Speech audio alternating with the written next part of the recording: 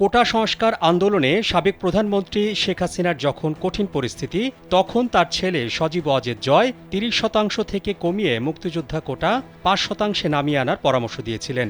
তবে নানা বৈষম্য ও রাজনৈতিক দমনপীড়নে কোটা ইস্যু অগ্নিশিখার মতো জ্বলে ওঠে এবং জনসাধারণের ক্ষোভকে উস্কে দেয়। শান্তিপূর্ণ আন্দোলনকে সহিংসভাবে দমনে অন্তত ১,০০০ মানুষ মারা যান, যা সরকার পতনের আন্দোলনে রূপ নেয়। এমন প্রেক্ষাপট তুলে ধরে শেখ হাসিনার দেশে ফেরার সম্ভাবনা নিয়ে একটি প্রতিবেদন প্রকাশ করেছে আমেরিকার প্রভাবশালী সংবাদ মাধ্যম Time magazine. Senior reporter Charlie ক্যাম্পবেলের ওই প্রতিবেদনে উল্লেখ করা হয়েছে, যুক্তরাষ্ট্রের থিঙ্ক ট্যাঙ্কার উইলসন সেন্টারের সাউথ এশিয়ান ইনস্টিটিউটের পরিচালক মাইকেল কুগেলম্যানের একটি বক্তব্য, স্যান্ডেলিনা সো, রূপচর্চায় আভিজাত্য, যেখানে তিনি বলেছেন, অসম্ভব হলেও শেখ হাসিনার প্রত্যাবর্তনের সম্ভাবনা উড়িয়ে দেয়া যায় না। এর কারণ হিসেবে তিনি বলেন, দক্ষিণ এশিয়ার পরিবারতান্ত্রিক রাজনীতির ইতিহাস ঘেঁটে দেখা গেছে, পরিবারতান্ত্রিক রাজনৈতিক দলগুলোকে দেউলিয়া মনে হলেও একে বাতিলের খাতায় ফেলা যায় না।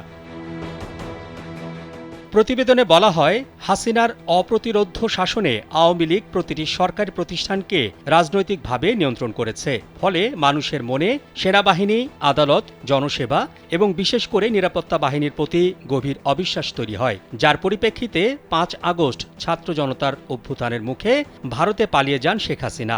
এখন পর্যন্ত তিনি সেখানেই অবস্থান করছেন। হাসিনার দেশত্যাগের পর কয়েক সপ্তাহ রাজনীতি ও নিরাপত্তা শূন্যতা তৈরি হয়। সরকারি প্রতিষ্ঠান থেকে আওয়ামী লীগের লোকজনের সরানো ও অনেক নেতাকর্মীকে গ্রেফতার করা হয়। হাজারো পুলিশ সদস্য আত্মগোপনে চলে গেলেও জনরোষে অন্তত ৪৪ জন নিহত হয়। মুক্তি পান বিএনপি নেত্রী খালেদা জিয়া। জামায়াতে ইসলামের ওপর থেকে নিষেধাজ্ঞা তুলে নেওয়া হয়। অন্তর্বর্তী সরকারকে কোনো রাজনৈতিক দলের উপস্থিতি না থাকায় নতুন নির্বাচনের দাবি আরও জোরালো হচ্ছে। সংস্কার বাস্তবায়নে এবং দুর্নীতিবাজদের শাস্তির আওতায় আনা সময় সাপেক্ষ। একই সঙ্গে অর্থনৈতিকভাবে হিমশিম খাচ্ছে সাধারণ মানুষ।